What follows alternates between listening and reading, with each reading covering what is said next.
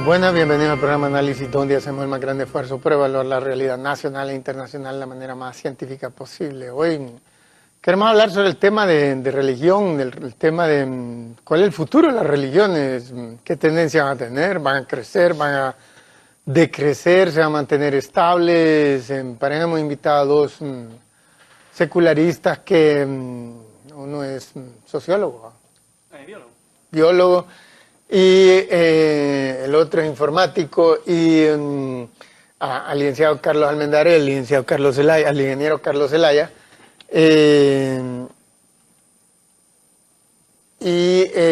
o al revés. Olvin Almendarez y Carlos Zelaya. Ok. Y bueno, ese es el tema, pero quería comenzar porque esta semana hubo cambio de presidente en Cuba. Bueno, en Cuba la religión ha seguido un curso diferente al que tenía el país hasta 1958. Con la llegada de Fidel Castro hubo cambio. Y entonces, ustedes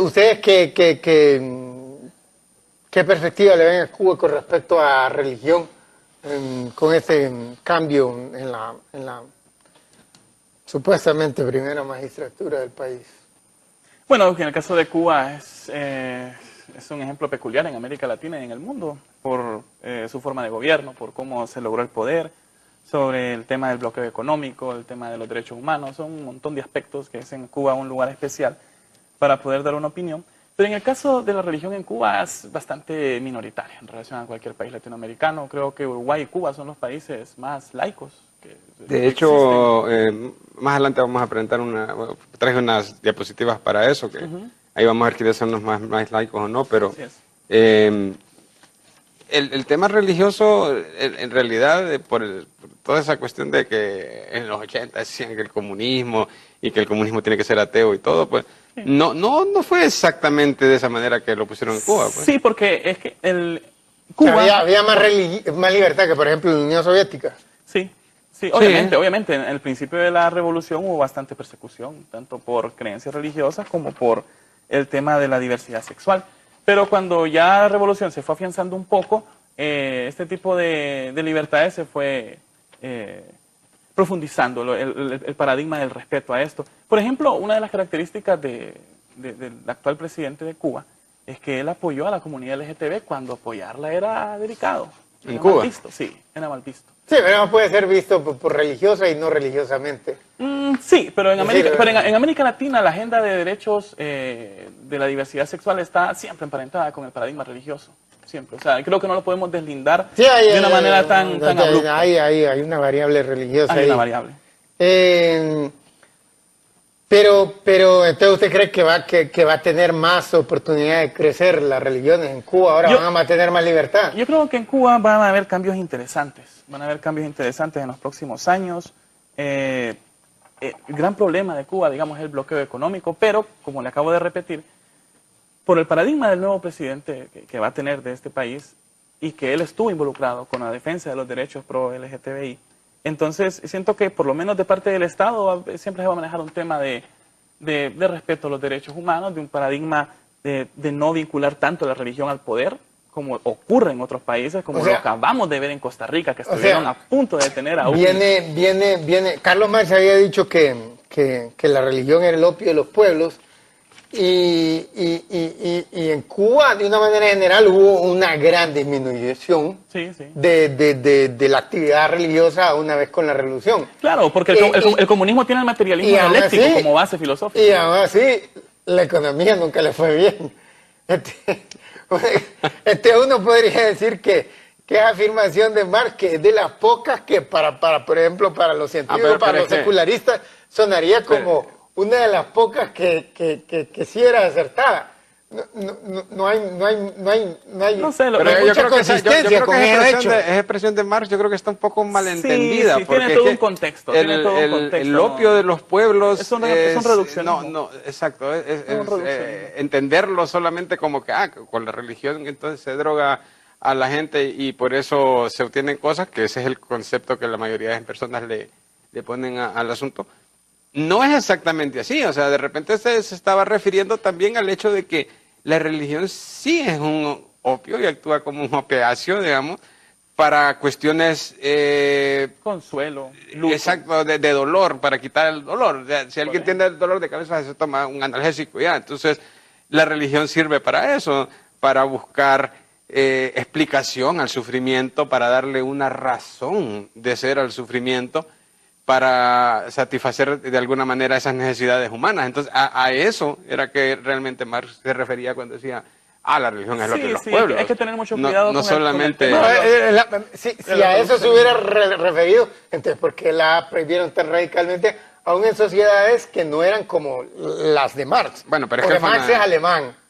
pero que ahí vivió un buen tiempo en Francia y otro buen tiempo en Inglaterra. Son todas sociedades cristianas. El problema es que el fanatismo se da en pero cualquier... en Camboya, en China, en Vietnam, en todo países, contradicciones confucianas, budistas, taoístas, aún así fueron radicales en cuanto a destrucción de templos, cerrarlos. Es que la base ideológica del comunismo, la base filosófica, mejor, es el materialismo dialéctico. Entonces, yo creo que en realidad iba más en la dirección de que, como el comportamiento de los musulmanes hoy día, que uno dice, esta es la locura total.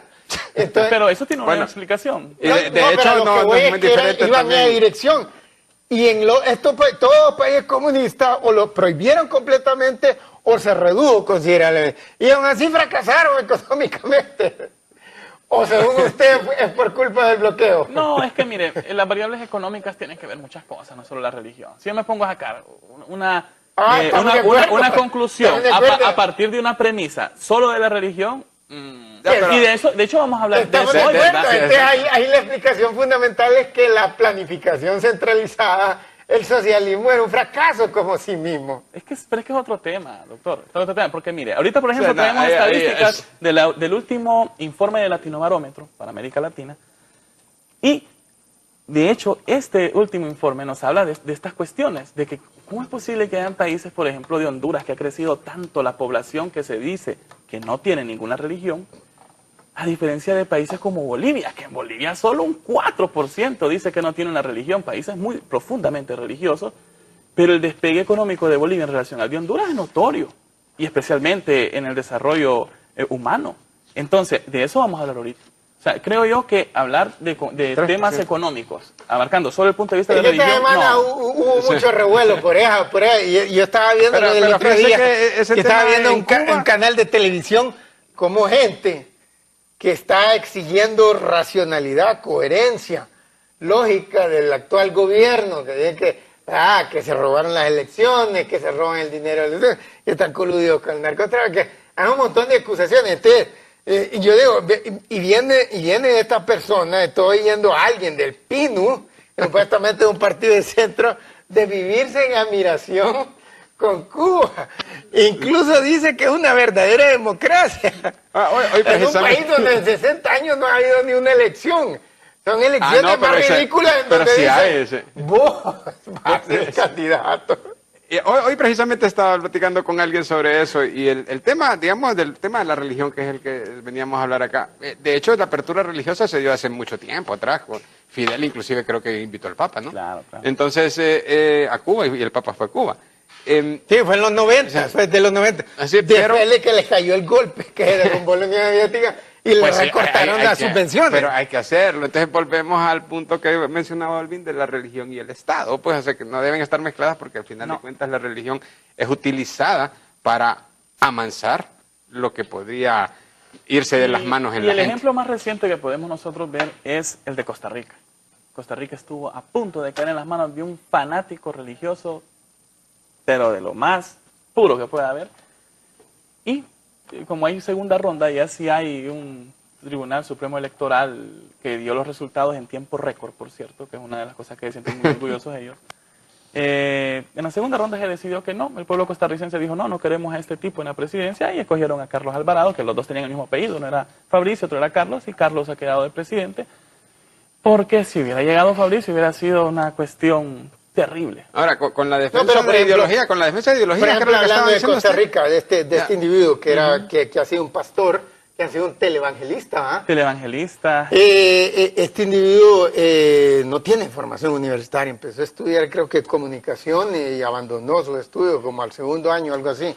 Pero uno lo oye hablar y habla increíblemente bien. ¿Era por la religión que ganó la primera ronda o era porque habla sumamente bien? Una postura. Porque, por ejemplo, Hitler no era religioso, pero hablaba sumamente bien. Claro, y mencionaba mucho la providencia. Le gustaba. O sea, en el caso de Costa Rica fue una postura de él en contra del matrimonio gay. Y eso lo potenció. Sí. O sea, él, de hecho, 2 meses antes de las elecciones en la primera ronda, no tenía ni el 10%. Pero se presentó esa coyuntura y después se puso a decir que hasta que iba a sacar a Costa Rica de la Convención de Derechos Humanos y todo esto. Entonces, eso lo potenció. Fue ese punto específico. No, sí, está bastante claro. En cuanto a lo otro, de defender ideologías y todo, lo que sucede, doctor, es que el fanatismo se da en todos lados. Fabricio Alvarado llegó hasta donde pudo, o sea, con su grupo de personas. Tenemos que ir paso al comercial, así que la vamos a hacer. No se vayan, que ya regresamos con más.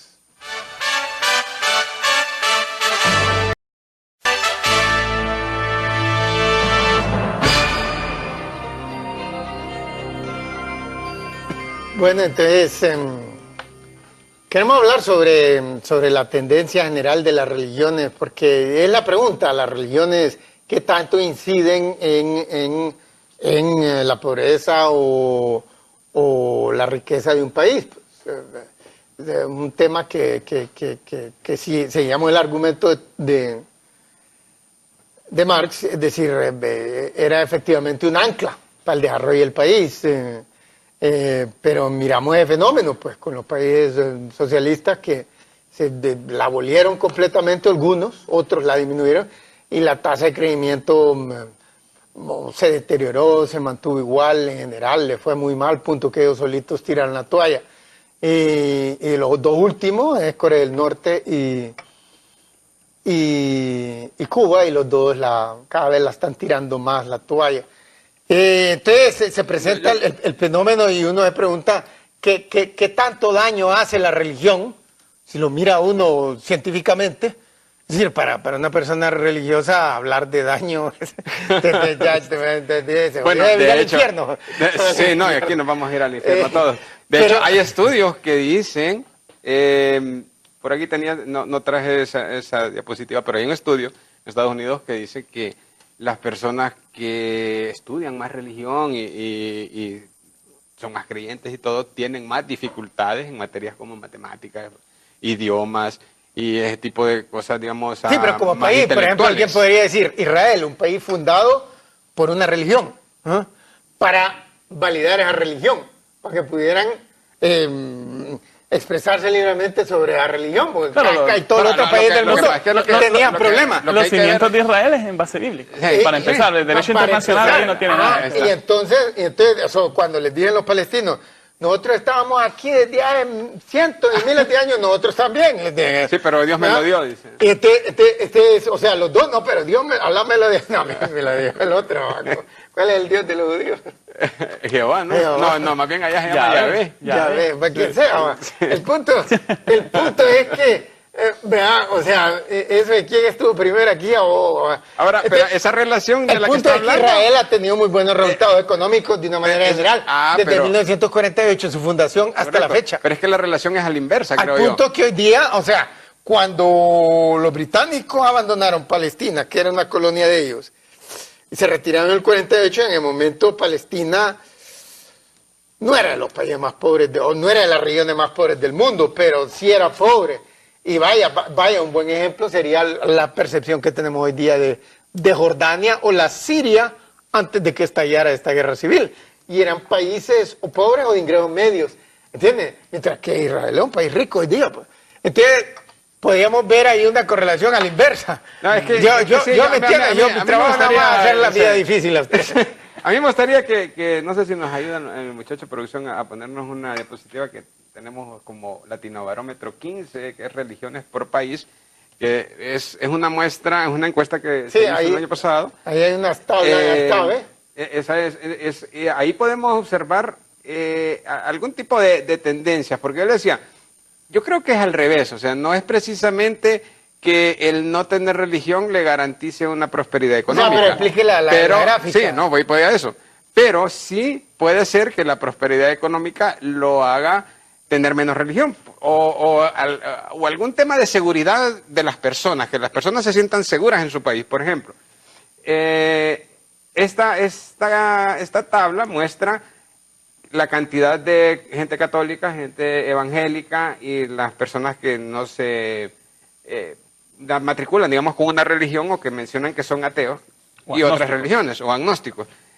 Si vemos el país, digamos, más o menos creyente de Latinoamérica, llegaríamos a Uruguay. Eso es lo que vemos ahí, donde hay un 41% de personas que se declaran o bien ateas, agnósticas o sin ninguna religión.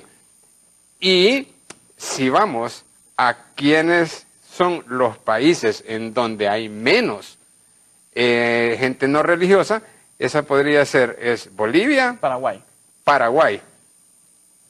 Y esos países no tienen, digamos, la paz social, la tranquilidad social, el bienestar social que podría tener un país como Uruguay. Sí, Uruguay, ahí la gente se siente Uruguay en más desarrollo, tranquila. en desarrollo humano, Uruguay es de los países más prósperos. O sea, no son... Sí, pero Chile es el más próspero y en Chile Pero también es altísima la cantidad. está bastante arraigada la religión, la católica. No, hay un 38. Sí. Hay un 38. Hay un 38% de Ok, Chile. pero está tan arraigada 38%. que yo no decía, recientemente medio pasaron una disminución de la ley contra el aborto. Se había quedado atrás Chile. Sí, se había quedado atrás. Bueno, en relación a pero los de demás hecho la países. religión católica en Chile sí es preponderante, es 46% contra un 11%, según lo que tenemos en las tablas. Pero aún así, Es el Latinobarómetro. aún así, la caída del catolicismo es impresionante en Chile. Pero más en- impresionante en- en en otros lados. en relación a lo que tenía antes. Miremos lo que está sucediendo, por ejemplo, en países como el nuestro, que es el primero en la lista esta. La religión católica representa el 37% y los evangélicos representan el 39%, con un repunte, que eso no se mira en la gráfica, pero hay una... ahí tenemos el total de no religiosos con una aproximación histórica de esto, desde el año 1995 hasta el año 2017, en donde vemos que tiene una tendencia hacia la alza. La gente no creyente en los países de América Latina en general. Entonces, ¿ustedes qué dicen? ¿Que de aquí a 50 años ya no va a Podríamos haber hacer gente? alguna tendencia. Hay un estudio que dice que dentro de 41 años las religiones como tal, como las conocemos en este momento, van a desaparecer. Pero probablemente ¿Del se mundo o de transformen. aquí, de Latinoamérica? Del mundo. Ah. Claro, y es que se nota, pues, o sea, actualmente la religión es un producto más de consumo. No, han venido cambiando tanto. De hecho, en Estados Unidos hay una apertura a la comunidad LGTBI inmensamente diferente a lo que era en años anteriores. Imaginemos que Honduras tiene el 21% de la población que dice que no se identifica con ninguna religión, o es atea o es agnóstica. O sea, nosotros estamos en el 6º lugar de América Latina. Aquí cuando nosotros vemos a los líderes religiosos, cuando sacan pecho en los foros de televisión, dicen... nosotros representamos el 90% de la hondureñidad. Bueno, en primer lugar, no es legítimo lo que dicen. Y en segundo lugar, que en dado caso ellos representarían algún cristianismo o algo por el estilo. Es el 39%. nada más. Exacto. Es el 39% nada más. Y ahí hay un llamado de atención en esa gráfica que dice caso Carandima. Como el estudio se hizo comparando a Chile con los demás países de Latinoamérica, se menciona el caso Carandima ahí porque es un caso de abuso de menores de sacerdotes católicos en Chile Así es. que propició un aumento en la descreencia de la gente, porque lo vemos ahí Y en la gráfica en el ustedes pueden 2010. notar lo abrupto que ha resultado eso. El problema es que con la visita de Francisco se esperaba que él viniera a poner orden, a la curia de la Iglesia Sí, Católica pero no chilena. pasó, mira que más bien No después pasó del porque 2016 en la primera... Del Papa Francisco. Ajá, porque del hay un Papa montón de Francisco. Franciscos. Del Papa Francisco. ¿Y qué pasó? Que el Papa Francisco incluyó a una de las personas involucradas en estos casos en la primera misa. Sí, Error correcto. garrafal, Sí. error garrafal. Y Le hicieron protestas en unos poblados indígenas. rayaron iglesias, Sí. o sea, fue bien fuerte. Quemaron iglesias. también. Sí. Entonces, ¿qué ocurre? Que la esperanza que estaba en el Papa Francisco se viene en declive. O sea, al inicio fue muy grande, muy potente. De hecho, Honduras es un país que ahí salen en una parte de las estadísticas que en realidad no creyó tanto este cambio del Papa Francisco. Sí, No creyó no tanto, creyó tanto. no creyó tanto. Y de hecho, mira, por ejemplo, para lo que nos estaba preguntando el doctor, de los países más seculares de América Latina son Chile y Uruguay. Oye, regresemos a Honduras. O sea, el tema... Regresamos a la... No, está bien ahí, pero, o sea, a ustedes, ahí en esa gráfica decías que ya hay más evangélicos, 2% más que católicos. Que católicos. Y que los no creyentes hemos crecido hasta un 21% también. Claro, somos más de la quinta parte de la población de este país. ¿Cómo explican eso? ¿Cómo explican que haya un cambio tan radical de catolicismo al evangelismo? Yo creo que son estrategias, por llamarlo de alguna manera, estrategias de mercado de las iglesias. Porque los evangélicos llegan más a la gente pobre con el montón de iglesitas que ponen en todos lados. Sí, Pew Research y hay menos burocracia, ¿no? que en la religión católica. La religión católica es toda una burocracia y toda una estructura jerárquica, y los evangélicos no tienen eso. Más separados, ellos son como más independientes cada iglesia. Eso propicia de que se vaya creciendo. Una de las grandes empresas de opinión pública en América Latina y en el mundo, y especialmente en Estados Unidos, cuando Pew Research saca sus informes, son bastante tomados en cuenta por el mundo político en Estados Unidos. Ellos han analizado este tema. Y dentro de todo lo que ellos han hecho en América Latina, el primer motivo por el cual una persona católica se vuelve evangélica es que encuentra una conexión más personal con Dios. Esa es la primera. Lo que la gente dice, claro. Lo que la gente dice. O sea, yo creo que en las iglesias protestantes yo tengo una conexión más personal con Dios. Y también que creen que la iglesia evangélica, la iglesia protestante, ayuda más a sus miembros que la iglesia católica. O sea, hay una especie de despersonalización en los católicos, que sienten ellos eso. O sea, hay un materialismo, porque sienten que reciben más de cosas materiales. En segundo lugar. De las personas, sí. En segundo lugar. No, pero notoriamente... Se refiere, Olvin, a que están como más cerca, más cerca de la población. No era que ahí... No es ver el pastor para arriba, así como cualquiera mira un cura, un padre, por ejemplo. No, es el sentido de comunidad. El sentido de comunidad. O sea, el sentido de comunidad te da a vos la sensación de que existís, de que sos parte de... Mientras que en la Iglesia Católica ellos no sienten eso. Pero recuerden, esa es la segunda. Pero la primera, con mucha diferencia, es una conexión más personal con Dios. Pero tenemos que Están vendiendo mejor el producto. Tenemos que dar pausa, así que no se vayan, que ya regresamos con más.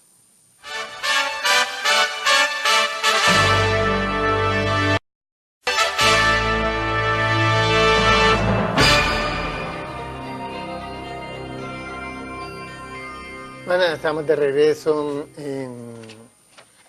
Entonces, ¿por qué no era que hay más fiestas en las iglesias evangélicas. Pues ahí hay bailar. No, al contrario. No. Al contrario. Los católicos permiten bailar, los evangélicos no. Los católicos son muy permisivos en el tema de la danza, en el tema de las salidas, en el tema del noviazgo. Del noviazgo.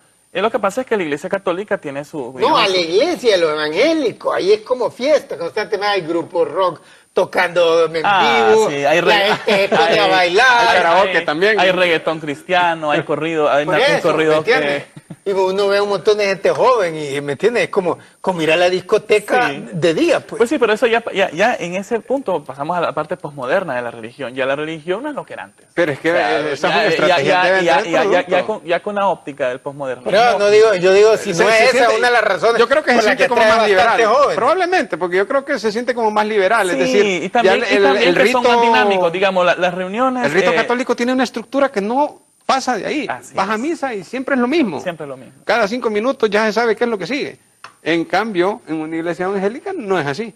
Y si nos vamos a analizar una evolución, le llamo yo, del evangelismo o del cristianismo, que son este tipo de agrupaciones que dicen ser no religiosas, pero que al final sí lo son, entonces es una alternativa más para hacerse evangélico sin parecer evangélico, pero sí caer en las estadísticas que estábamos viendo. Sí, y eso es bien interesante, Carlos, porque dentro de las denominaciones protestantes hay muchas diferencias entre iglesias. En Honduras tenemos las iglesias de la confraternidad evangélica que manejan ciertos dogmas, ciertas cosas, pero también están los de la iglesia Ágape, que son una iglesia un poco más progresista. Igual, hay iglesias que no están dentro de la confraternidad y que manejan sus doctrinas bien distintos. Son muy permisivos, permiten los noviazgos dentro, o sea, los promueven, de hecho, pero que no haya pena, pues que vayan a las reuniones agarrados de la mano.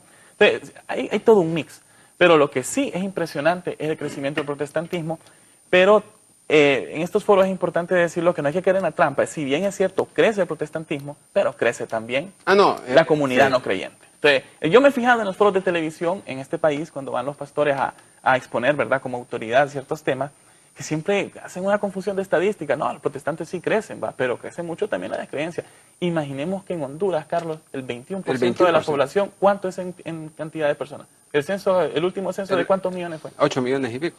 Ajá. Entonces, el 21% es 1.700.000 personas.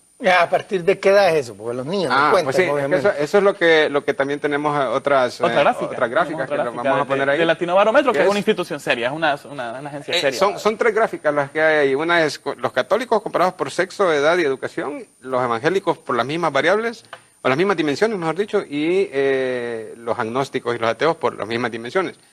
Ahí se da un fenómeno interesante, porque a nivel global de la población... ¿Qué número es? Es la 25, la 25. Latinobarómetro 25, 26, 27. Podemos empezar con la 25, para el muchacho que nos está ayudando ahí. Es un fenómeno interesante, porque a nivel de la población en general,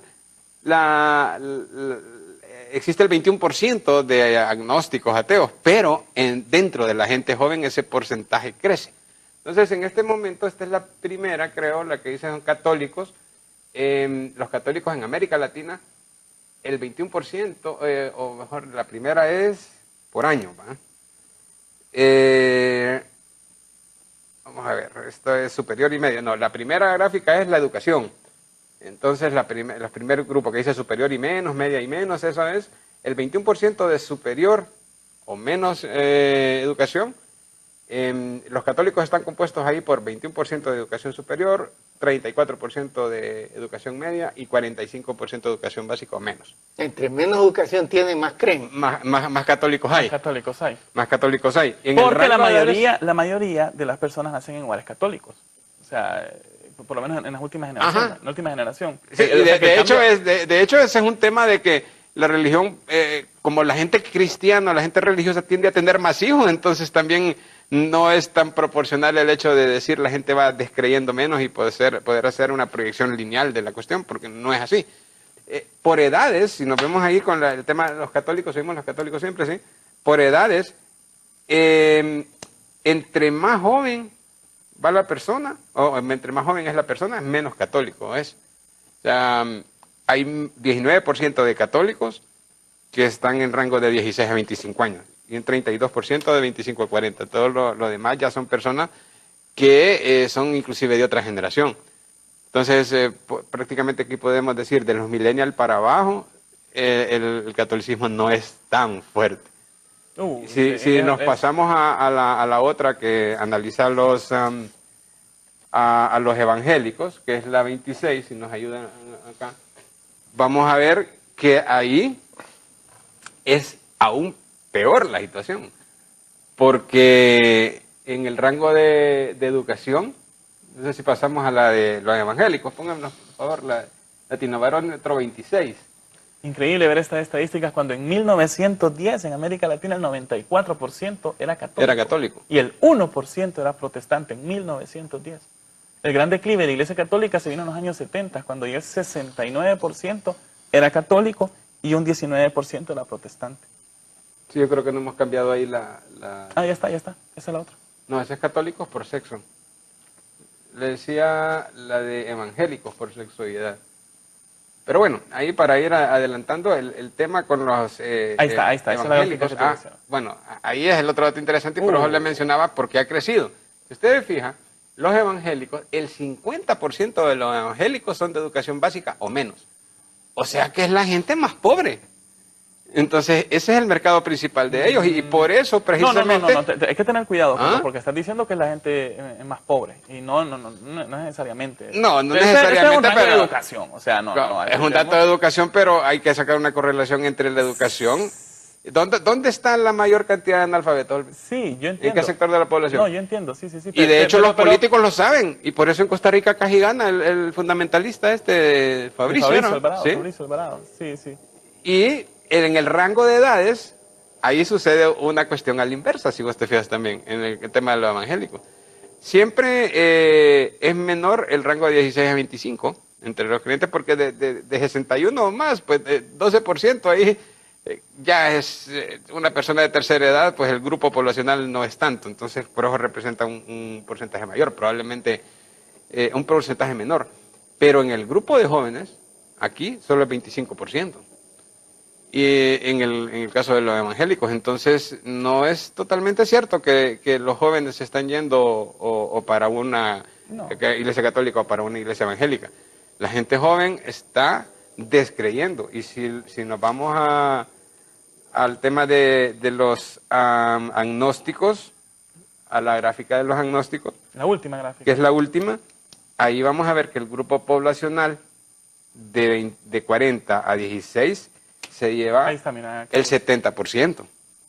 ¿Ya lo tenemos acá? Sí. Bueno, el grupo poblacional que tiene rangos de edades de 40 años a 16 años, que son las últimas dos barras, la de 16 a 25 es 32, la de 25 a 40 es 37, eso viene a sumar casi un 70% de la población. Ahí es donde está la mayor concentración de personas no creyentes. ¿Qué nos indica o qué podríamos deducir de una cantidad de población joven que no es creyente en este momento? Podemos fácilmente correlacionar que con el transcurso del tiempo la tendencia a que la población creyente va a ser mucho menor, porque estos jóvenes van a sustituir al grupo de arriba, el de 60 años. A menos que pase lo que ha pasado, sobre todo en países como Gran Bretaña, que una gran cantidad, y la tendencia iba así, cada vez menos y menos personas visitaban las iglesias católicas y protestantes, pero últimamente varias personas, o sea, Es que ahí varios ahí es británicos, donde hay que analizar varios otra variable. caucásicos, o sea, caucásicos, los verdaderos habitantes de la isla, esos han empezado a ir a la mezquita musulmana. Ahí es donde hay que analizar otro tipo de variables. Yo por O ejemplo sea, le mencionaba. Esto no es absoluto. O sea, no es un gran aumento, ¿va? Pero sí hay. Pero ha habido una cantidad significativa que nadie le esperaba, que los sociólogos no le esperaban. Exacto. Es que hay que analizar esos cambios sociológicos. María, es que ese es el tema. Aquí los cientistas sociales tienen una gran deuda con nosotros, ¿verdad? Porque hay que investigar todos estos fenómenos. Para terminar, lo de la gráfica que estábamos mencionando, llama la atención esto, que esto ocurre en casi todos los países, que la cantidad de hombres en relación a la mujer es mayor cuando son de ateos o descreyentes o agnósticos. Y en el caso del protestantismo, crece mucho en las mujeres en relación a los hombres. Sí. Y eso se miró en la gráfica anterior. Sí, se miró en la gráfica anterior. Entonces, son detalles, ¿verdad? Que son estadísticas que hay que analizar y ver los porqués. Y creo que aquí las ciencias sociales tienen esa responsabilidad. Yo por eso le mencionaba al inicio de que no podemos dar una proyección lineal y decir, sí, mira que en los últimos años ha crecido 10% y vamos con ¿Por qué los hombres tienden más al ateísmo? Bueno, ahí esa respuesta se la podría dar algún psicólogo, sociólogo o una persona que analizara eso. Yo en lo personal podría decir, podemos inferir algunas cosas. La mujer en Latinoamérica es más sufrida, ¿no?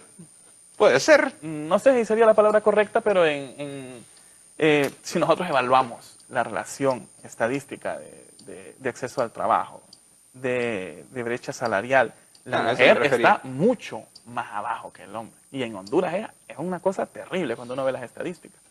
Entonces, la mujer está más sometida socialmente a ciertos cánones de comportamiento. Esa palabra. O sea, una cuestión de... Entonces como están más desamparadas, más están esperanzadas que las cosas les van a caer del cielo. No, es la búsqueda. Es la búsqueda de un conservadurismo. O sea, un conservadurismo, la sociedad entre más libertad hay, menos religión hay. Entonces, si hay sometimiento, hay más religión. Hay más religión. Entonces, ¿qué le conviene a los líderes religiosos? El sometimiento.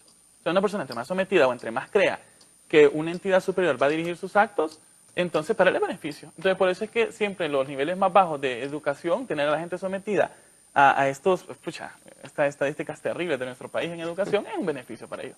Bueno, y miramos los casos de varios países, los países nórdicos, que es el clásico ejemplo, pero también hay otros países que se ha notado esto. Tenemos que ir pausa. Así que no se van, que regresamos con más.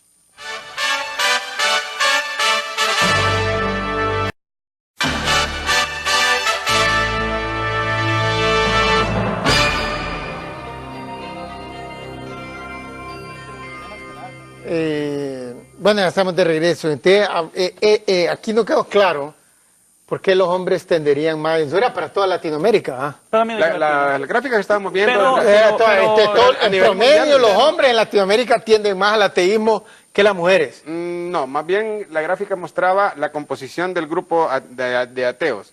O sea, es mayoritariamente y eso ocurre en Latinoamérica. Latinoamérica. Entonces, eso es, en Latinoamérica los hombres tienden más al ateísmo. No, también en Estados Unidos. Yo no estoy diciendo eso. Claro, sé lo que él está diciendo, que nosotros tendemos a buscar a renegar más de la fe. Los hombres,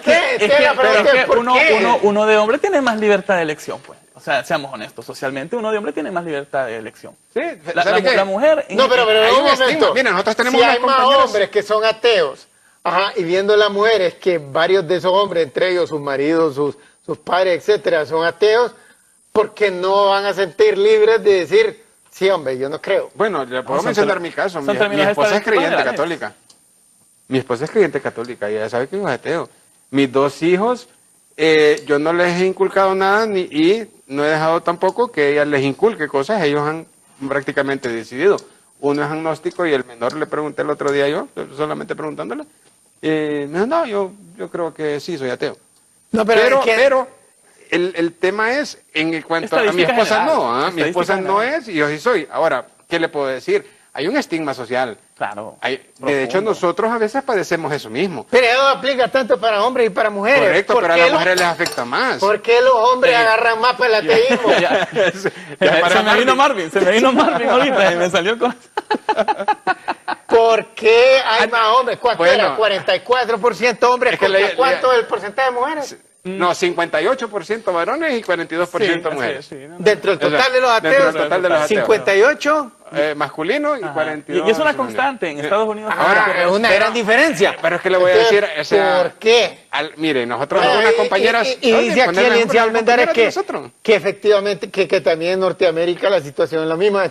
La pregunta se refuerza, ¿por qué? Es el señalamiento social, claro, doctor. Claro, lo que pasa en es que a nosotros en no cualquier importa. lugar, en por ejemplo, lugar. A Olvin no lo van a acusar de prostituto porque sea ateo. Pero a una mujer sí. Bruja, hereje. Entonces, ¿entiende? No, pero en Canadá y en los Estados Unidos hay mucho más libertad de Doctor, mire, históricamente las mujeres han sido como decimos en estos lugares, las paganas, las que pagan. Los grandes males de la sociedad, sí. O sea, han sido las víctimas de estructuras patriarcales y hay que decirlo. Por ejemplo, cuando uno lee este libro maravilloso de este gran jurista en su libro La cuestión criminal, ya me voy a acordar el nombre del autor, viene él y él dice, bueno, hubo un momento en la Edad Media, cuando empiezan a echar, cuando empiezan a perseguir herejes. No, pero es que la estructura sigue. Se les empezó a acabar culpables. Bueno, ¿y qué toca? Pues no echemos la culpa a las mujeres. Que son la otra mitad, son mayoría, son más de la mitad. El maleo y maleficaron se crean y se empieza a perseguir y esas estructuras han venido hasta acá. Sí o no, es más cuestionada la mujer que los hombres, por favor. No podemos desconocer. El argumento es demasiado viejo, 1000 años atrás. Sí, porque yo te podría decir, pero es que en la misma Biblia, pero han cambiado la cosa radicalmente. Vamos a ver, vayámonos a cosas más cercanas. Por ejemplo, el descubrimiento de los anticonceptivos, la pastilla anticonceptiva. ¿Por qué no dejan que la mujer perseguida? Y aquí tenemos prohibido. En el caso, cuando se descubrió, esa es una historia épica de lucha de las mujeres. Tuvieron que prácticamente traficar las pastillas anticonceptivas de un lugar a otro, creo que de Europa a Estados Unidos, y tuvieron que traficarlo y empezar a decirle, no, usted planifique, usted no se deje poner los hijos, porque siempre se ha buscado que la mujer esté sometida. Y eso ocurre siempre. Usted no crea que estas cuestiones son inventos o que ya se superó en Canadá o Estados Unidos. Eso sigue vigente en muchos lugares. Recuerda lo que hablamos al inicio de que la religión, cuando hablábamos de que si era el opio o no, decíamos, bueno, pero es que la religión es como que la que da explicación o la que hace más soportable cierto tipo de sufrimiento, cierto tipo de incertidumbre o cosas malas que nos pasan. Eso es lo que hace la religión en realidad. Ajá, y si la mujer ha estado sometida y ha tenido violencia doméstica y ha tenido al patriarcado, como dice Olvin, Claro. y tiene trabajos en donde desempeñan igual o mejor que un hombre, pero les pagan menos. Entonces, todo ese sufrimiento, ¿dónde lo van a canalizar? Se van a la iglesia a rezar y a sentirse bien los fines de semana. O sea, y eso puede ser anecdótico que yo diga, eso yo lo veo en mi cuñada, en mi hermana. Eso es una cuestión que la vemos en este país. O sea, en la diferencia entre un muchacho y una muchacha, los padres de familia, tiene más capacidad, tiene más libertad de acción el muchacho que la muchacha. La muchacha hay que cuidarla, es que está peligroso, no, he visto así. O sea, esas cuestiones están profundamente arraigadas en la sociedad y entonces hay un sometimiento implícito. Las religiones, por ejemplo, en estos temas como el aborto, como absurdo que en este país esté ilegalizada la píldora anticonceptiva de emergencia, siempre la batalla de la iglesia es el cuerpo de la mujer. Pero sin embargo han sabido manejar muy bien lo que es lo que estaba hablando usted de la capacidad de labia, de expresar las ideas bonitas, y la mujer en mayoría se va a las iglesias protestantes. Entonces, son cuestiones que hay que estudiar más a profundidad, pero que son una realidad. En este país vivimos una injusticia terrible y que es producto de una agenda pro-religiosa, de pro-líderes religiosos, que es la prohibición de la píldora anticonceptiva de emergencia, y en la cual tenemos que seguir trabajando para lo que hay que entender es para qué la utilizan. Estos derechos, que fue un derecho adquirido. O sea, pero los países donde las mujeres tienen más libertad, como por ejemplo los países occidentales, así es. Allí no se ha abolido nunca la religión, ni simplemente ha disminuido espontáneamente porque ha habido más rápido desarrollo económico.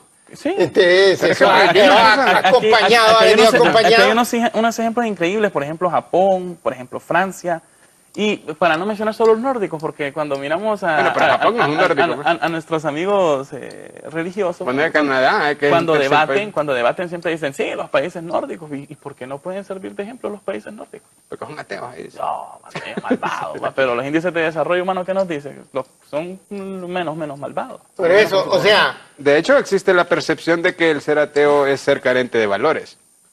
Entonces, en el caso de los hombres, pues dice, bueno, si no tiene valores, pero una mujer que no tenga valores, o sea, es más complicado para ella realmente. Es más complicado para ella, es decir, aceptar que venga y la señalen de que no tiene valores. Y el doctor, que le gusta mucho el tema de la economía y todo eso, de ver las estadísticas. O sea, aquí honestamente es doloroso aquí la injusticia que se están cometiendo.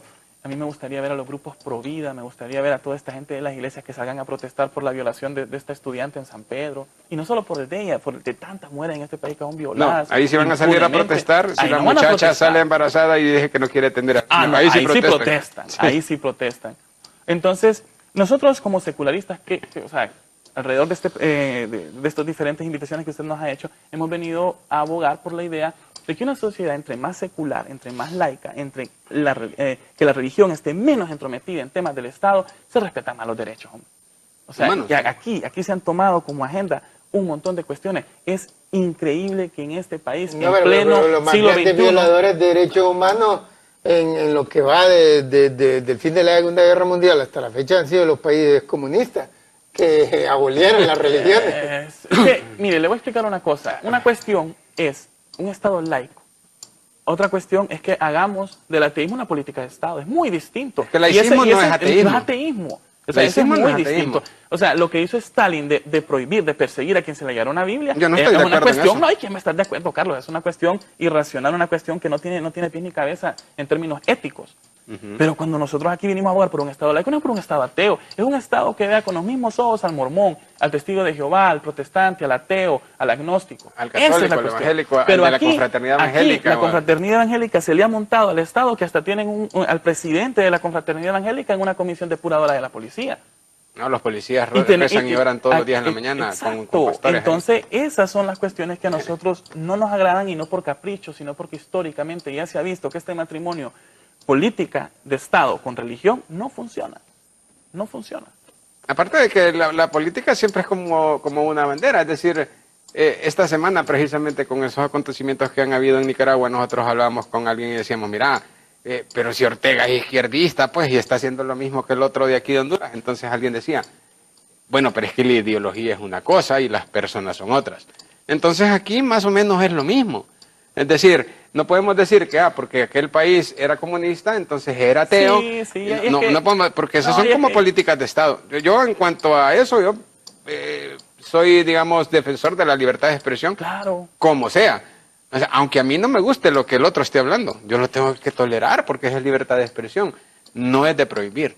Entonces, cuando nosotros decimos Estado laico, recalco lo que dice Elmi, no estamos hablando de un Estado ateo. Ateísmo y laicismo son dos cosas diferentes. El laicismo promueve igualdad para todos los tipos de creencias o descreencias. así es. Y un Estado ateo es alguien, así como el que mencionó usted, que la prohíben y los persiguen, eso no. Pero se tienen que respetar todas las religiones. Bueno, las ideas no se respetan. se tiene que respetar la libertad de las personas a elegir siempre y cuando no pase por encima del otro. Y como dice Carlos, ¿verdad? Se respeta las personas, no la idea. Ni las yo religiones puedo ni venir a creencias. este canal de televisión a burlarme de una idea, ¿me entiende? Y es una cuestión muy mía y lo podemos ver que los humoristas son expertos en eso. Agarran una idea y la destruyen y nos hacen reír. Los memes que usted tiene. Nosotros agarramos una idea y más bien caemos. Ahí está tratado, ¿va? Hay un libro que se llama Memetocracia, ¿va? Que es un análisis sobre los memes, ¿va? Y el impacto que ha tenido en la sociedad actual. Entonces, uno de una idea se me puede venir a burlar de una idea. Ahora, las personas sí le respetan, pero el problema de la religión es que cuando llega al fanatismo, el solo hecho de cuestionar la idea ya es un ataque personal. Entonces, lo cercena. Sí, la gente lo siente personal. Por ejemplo, con el simplemente hecho que diga, mira, yo no creo en tu Dios. Ya la gente piensa que lo estoy insultando. Así es. Entonces, y ese es un grave problema. Pero eso es fundamentalismo religioso, que ese es otro tema aparte. Por tanto, no debería permitir la religión musulmana. No, las religiones tienen igual derecho todas, lo único es que cuando No, pero la gente se vuelve fanática. O sea, es increíble la opresión que hay que tener mucho que cuidado. tiene sobre mujeres, pero bueno, nos están diciendo que nos acabó el tiempo, no podemos seguir. Se acabó todo. Ok, se nos acabó todo. Le agradecemos a los dos invitados haber estado con nosotros y le agradecemos a todos ustedes también habernos escuchado. Sin más, les deseamos lo mejor y esperamos tenerlo la próxima semana.